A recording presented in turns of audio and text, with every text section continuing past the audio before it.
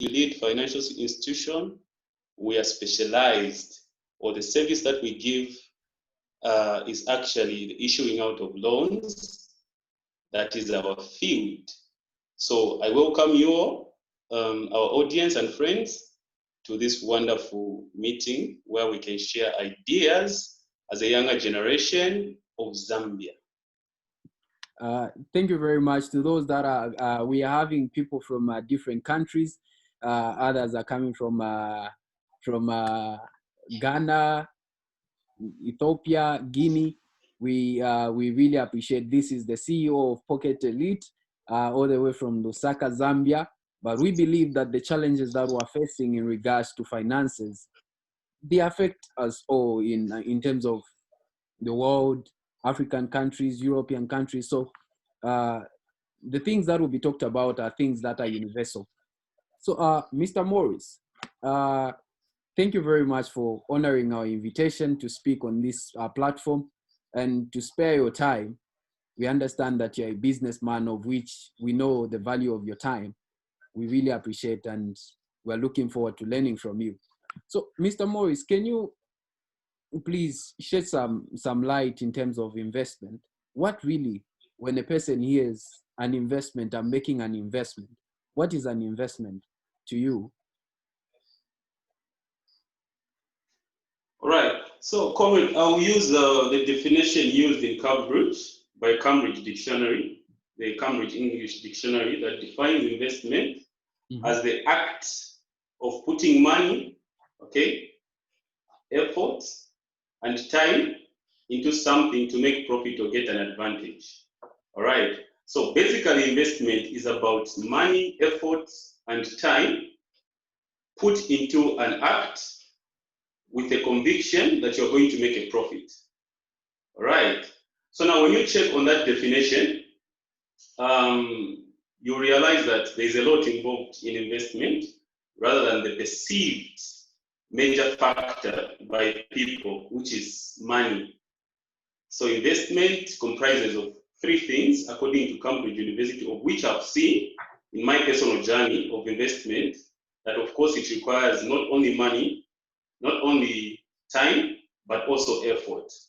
But also in another definition, it may be defined as channeling in money or resources into a system, okay, an activity or trade in order to obtain a profit, all right, a profit or advantage. So it basically plays around profit, all right. That is what investment is to me and to the dictionary definition by Cambridge English. So, for example, I'm a person that maybe doesn't understand all those terms, but I'm looking at my personal level. How can I make an investment, like with the little resources that I'm having? Maybe I'm earning maybe $20, $100. I'm having it. How can I make sure that I utilize that money? You talked about the issue of money, saying you invest maybe money in your definition, but I'm looking at my personal level with the level of education. Maybe probably I've not gone far with my education, but I'm having money. Which one is the best way? We have banks that say, okay, let us save the money, we'll add some interest, or maybe probably look for something that I can put my money in to bring. Which one is better between me keeping the money and maybe putting into something that will bring profit? Which one is better according to your definition, being that you give out loans? I believe you understand all in that system. Sure, comrade. Thank you for that question. So, with regards to investment, there is no limitation to how much you have at hand. All right. Normally, there is a false belief that people have created around, most especially those that have not actually ventured into any kind of investment, to think that there is a threshold or a certain amount of money that can permit someone to actually invest. But I'm here to tell you from my personal experience that investment actually is all about increase, all right? It's all about increase. And when we talk about increase, we are talking about the least of the money that you can ever count. Could it be $1 as long as it can increase to $2 in any venture that you would love to go into, then we are already talking about investment.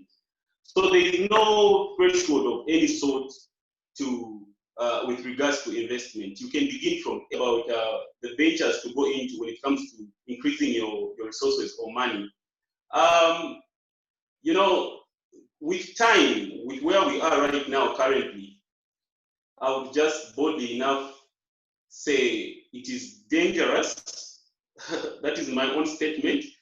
Dangerous to just merely save money, most especially if you're coming from a weaker economy like my own, which is Zambia. Because I'll tell you that using figures, the danger part of not investing wisely, or rather saving, the danger part of saving to investment. If we talk about an individual who had 20,000 in the bank last year, okay, we're talking about an individual who saved 20,000 in the bank last year, when the dollar, which is the leading exchange currency in the world, and mostly in our case as Zambia, it is the currency that we normally use when ordering goods and other services from outside. And even internally, it affects on the purchasing power of our own currency, which is kwacha. So if you had 20,000 kwacha in the bank last year, due to the inflation that has occurred just within a year, between 2019 and 2020, when the dollar was selling in January 2019 at 11 kwacha, okay, at 11.5 kwacha. Now we have the dollar selling and being bought at somewhere 21, 22 kwacha. So if you save your money with any bank, constantly, depending on or anywhere at home or in your account, we are talking about a loss here. We're not talking about a gain, simply because you did not make a wise choice of investing. Rather, you chose to save. Okay, so you lost about 50% of your money. What am I talking about? Due to the inflation rate, if you were to use that particular money that you saved, okay, in purchasing anything, you realize that most of the goods and services have inflated in terms of prices. So they have inflated. You are not going to purchase them at the same price when you saved that particular money. There is an inflation that has come. Our currency has depreciated. So when purchasing, you're actually obviously going to be charged double of what you left the prices to be. But if you invested that particular 20,000 in any endeavor of your conviction or skill, we will be talking about, depending on how you plan and strategize on how to make profits, you will be talking about better profits rather than just saving. So there is no threshold to how much you can sell, you can invest. Rather, saving is a little bit retrogressive, compared to investment. So investment is the way to go, and saving somehow depreciates your currency, depreciates your purchasing power and your money ability, most especially when you're in a country with a weaker currency like Zambia. So when just to those that coming from other countries, 20,000, that is almost 20,000. That is almost $2,000 in maybe other ways, $2,000. So you were saying when you have 20,000, you save 20,000 like last year. The value of 20,000, the value of $2,000 is no longer the same with the value of $2,000 at the moment. So, Mr. Morris, you have Sure. you have said that it's better you invest. So, what are some of the things that we can invest in? Because we are just getting the word investment. So, is it to become part of the business, or maybe buy something we keep? Is that investment also? I buy something that maybe I keep. Am I investing in that way? Probably there are viewers that do not understand, and I also don't understand. Okay, so just to begin with, when we talk about where to begin from with investment, it's very important that we underline the benchmark of our discussion when we talk about investment. We are talking about increasing money, making a profit. All right. So when you are talking about investment and you would love to invest, there are actually sectors that actually offer opportunities on where you can channel your money into. All right. And as it stands, one of the common stories that I hear by people who are potential investors because of having money, they talk about the saturation of industries. Okay, we as Pocket Elite are in the business of giving out loans. So let's say, for example, when we were starting, because we officially started operating in 2018, when we were starting, if we were to look at the industry itself and the number of companies that were giving out loans, we wouldn't have gone on. We would have thought the market and the clients were good by themselves because loans were already being given. All right, and that's the thought of many friends that I have that wait for investments. Others even go as far as starting, and later on, when they look at the competition, they are intimidated and actually leave that particular sector of saying it's already saturated. But with regards to investments, it's nothing like that, because it begins from the passion. Okay, the passion. Which sector are you passionate about joining? You know, so you begin from there. There is always a space for people who are passionate about what they want to invest in. All right, there are real estate currently. There is a financial sector which gives loans, of course, and further on they give business advices and other products, you know, goods and services. You know, all these sectors are open for a person or for a mind that is willing to put in their money for multiplication. All right. What is important is what we call in business a niche. You know, you already find you are going to find giants operating already, but what will differentiate you from those giants that are operating? You create a niche, a different, convenient kind of service that is going to compete favorably with those that are already there. You know, so that is what is going to allow you to get into the industry and begin to invest. Otherwise, to think that you can't invest because it's saturated or the amount of money that you have is not enough is actually a blockage to you going further in investment. So maybe probably I've well understood you, sir. You are saying maybe if you see that you're passionate about agriculture, or maybe Sure. you're passionate about photography, you buy a camera. Sure. And you start working on it, generating income slowly, and the income is accumulating or what? Sure. Yes. Come again? Yes. Can you get me? Yeah, I can get you. Yes. So another question that I would like to ask you, sir, is it that when, for example, the economy is not doing well, are businessmen, entrepreneurs affected, or is the consumers that are affected? When we're talking about you invest something, for example, I buy a bicycle in my mind, thinking of reselling the bicycle at a higher price.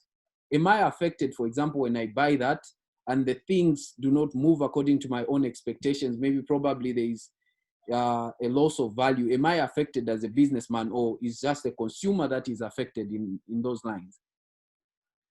Okay, so I get that question, and thank you very much. Even as I explain more about that question, I can simply go on to say this is the part that is affected when it comes to the business. If it's the client or actually the trader.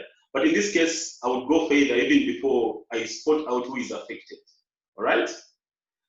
With reality, we'll say both are affected. Okay? So the answer basically is both are affected. But the one that suffers the highest effect is actually the client. You know, this is one thing that personally pushed me into investment, or rather business, because, you know, going back to the basics, when we were growing up, if you you realize that this issue of the dollar, most especially in our currency, we are always referring to the dollar in Zambia. When things are inflated, we're always talking about the rise in the purchasing of the dollar. So when the currency is unstable, we realize that at the same shop where our parents would send us to go and buy bread for 5 kwacha, would still return there to purchase the same bread that we bought yesterday at a different price, maybe 8 kwacha or 7 kwacha. So now, if you ask a general question to this particular trader who is giving you bread to say, why has the price increased from 5 kwacha, the price I bought yesterday, to 7 kwacha, the price of today? They'll basically tell you that the prices from where I'm ordering are no longer the same. You understand? Yes, sir. Yes, the prices from where I'm ordering is no longer the same. So somehow, being a business person, there is a way we escape losses. But the one who pays for those losses is actually the consumer. Okay. All right. So even when you are just offering a service, it doesn't just apply to the men, to the trade men who offer products. It also goes as far as to men who offer services. They are never going to stay on the same price, knowing too well that the currency is shaking. They always hike their prices to match the demands of the currency. Therefore, it is clear that in the business sector, the consumer is not regarded on how they are affected with the rise of prices. Okay, they are never regarded. They are never a topic, because if they have a limited source of income, let's say they are just workers, it is not every employer that is going to increase the income for every employee because the prices of products have increased. All right. So therefore, the consumer will be losing. All right. The consumer will be losing. So it is only safe to say people have to be engaged in trade of any sort to make sure that even when you are being bitten somewhere, you are also participating in the biting somewhere. All right? So you are balancing your gauge of income. You need to balance your gauge of income. You can't be biting everywhere, because you realize that even as parents, they will be spending more on school fees once our currency is not stable. So school fees will be hiked, the products will be hiked, the services they get will be hiked. Let's say, for example, even as far as they will be hiked, even as far as their employees. You hear the government say we have set a minimum wage. So all those kind of factors, they will be affecting an individual once they do not go into investment, making sure that what they have is put into some system to generate some more money, so that they are not just entirely affected, but they are also affecting somewhere. That is what I would say. So coming to your question, it is the client or the consumer that is affected more than actually the trader. Okay. Mm-hmm, mm-hmm. So thank you very much. Sure. While Mr. Morris is answering the questions, please kindly prepare the questions, because we want to find out how did Mr. Morris at his age, manage to raise such amount of money such that he's even offering a service saying investment loan.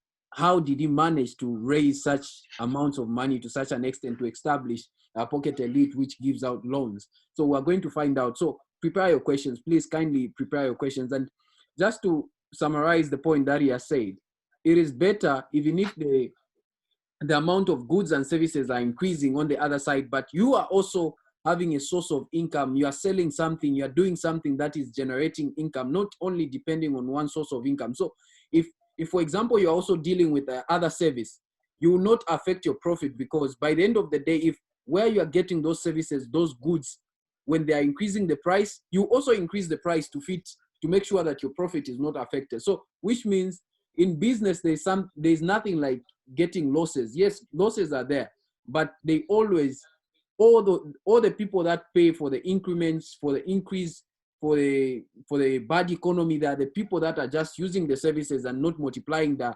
incomes that they are generating. So as a young person who is on this platform, please try by all means to have something that by the end of the day is bringing in money even if the economy is not doing fine. Have you just to add on this, have you ever noticed that people that are rich are always getting richer each and every year? You know, comrade. Yes, comrade. That's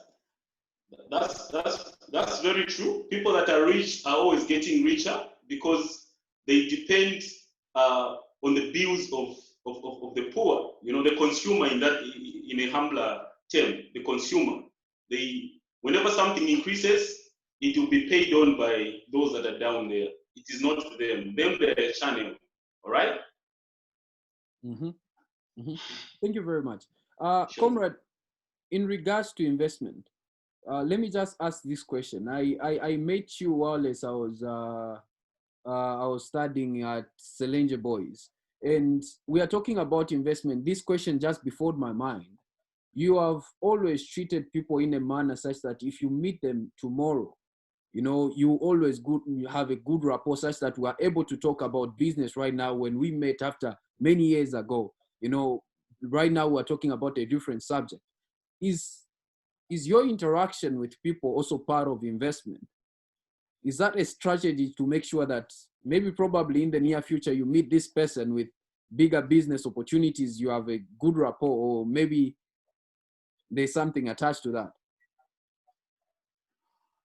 Comrade, I'll tell you that, you know, somebody somewhere, not really a professional or a business person, taught me simple words that have actually become a principle to me.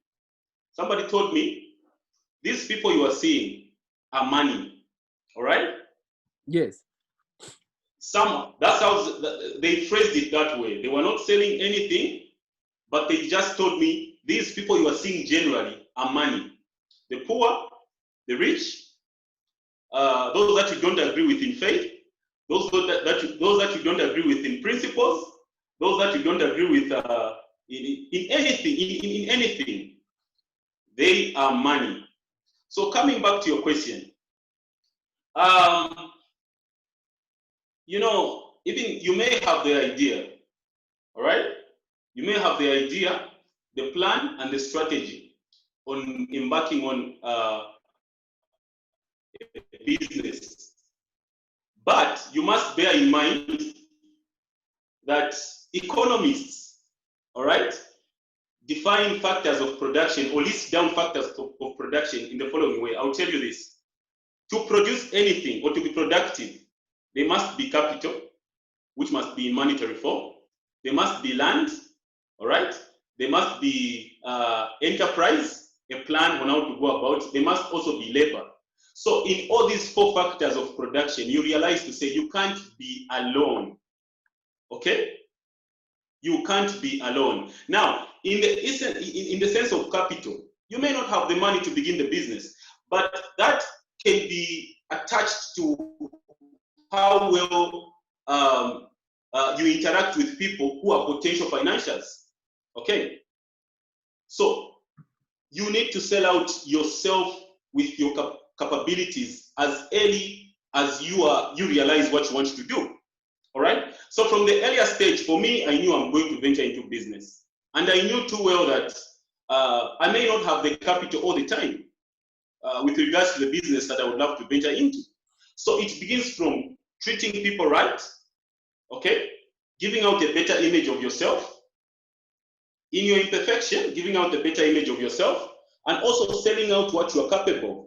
So that in the time that you'll be turning to people to say, I need this, I need that, I need this, I need that, they will be able to comprehend what you're talking about with who you really are.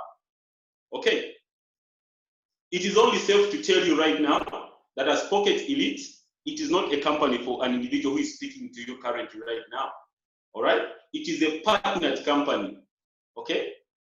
Yes. So when we talk about how we have been treating people, or rather how I've been treating people from the word go, even as I made sure at Selenge Boys, it's because I understand of the divine progress that lies between relationships. Okay, and even right now, if I'm to tell you that I can tell you the reality of what our company is like. our company is not comprised of people that I met yesterday. All right. These are people that we have kept bonds with. We have till date that we came up with business ideas. Now we can say, okay, can we partner? All right, what role are you going to play? What have you studied? What are you studying? Others are still students, like even myself, you know. And this is why we have come up with such a company, and we are calling it Pocket Elite. You know, if it was an individual, it would have been a name. But since it's a company that needs people, it has its own name. And for that matter, it involves other people who have put in money, other people who are working as in various fields, and we are working together because we can. There's unity of purpose, right? Yes. You know, there's mutual respect in the way we treat each other. There's understanding of knowing that we are only in this to make a profit. It's not about liking each other, you know, because these are some of the threats that we experience when we are starting. We normally discredit people because we don't like them naturally, as people put it, and there's no such thing. People don't like people, they can't go in business with them. But yet you realize that these people may possess certain threats, certain merits that can actually add to their advancement in business. So this is how I've kept relationships with people. Even when I don't agree with them, if there's one particular thing that I agree with them, I'll capitalize on it to actualize a goal that I want to achieve at the end of the day. And I feel this is the direction that we should embark on as youths. Mm. No, thank you very much. Thank you very much. It's really awesome to learn that actually you have managed from the friendships that you are creating to come up with business ideas, you know, come up together with something that can be called Pocket Elite. By the end of the day, you are making profit, you are making something. By the end of the day, you are giving your life value that is attracting a lot of opportunities, such as this one. You are speaking to us because of Pocket Elite. We really appreciate Mr. Morris. So at this particular time, I'm going to allow questions just to come in. And the other part, I have seen many other institutions that give out money. What are the importance when starting a business? Probably you are selling something to go in terms of legal form. You establish something like a business, and you are not registered. What are some of the dangers that come with that? All right, so, okay, should I go on answering the question, or we are going to give space for people to ask questions? Which one? As people are preparing the questions, because the Zoom that I'm using right now, I thought that we're going to be done in 45 minutes, but I see that a lot of people have got questions that probably they need to ask in terms of how to make friendship give birth to business opportunities like this one. So we're going to just end the meeting in 5 minutes and come back just for 15 minutes, just for plain for questions and answers. Right. We are going to be answering those questions. So, Comrade, I would like to end this meeting. There are a lot of minutes that are remaining, almost 5 minutes, but I'll end this meeting, and please kindly join so that we answer the questions. We ask questions on how we can make sure that our friendship are giving birth to business ideas, just like our speaker Morris has spoken, saying it is the friendships that he had yesterday that have actually actualized to the business that he's doing. So let us come and learn about this. I'm really sorry to make you join. I thought that our discussion will end in 45 minutes, but it seems like the learning is going on. And we would like to ask 15 minutes from you guys so that by the end of the day, we tackle each and every question that probably was permeating in our minds. So thank you very much. Kindly rejoin. Yes. So so we are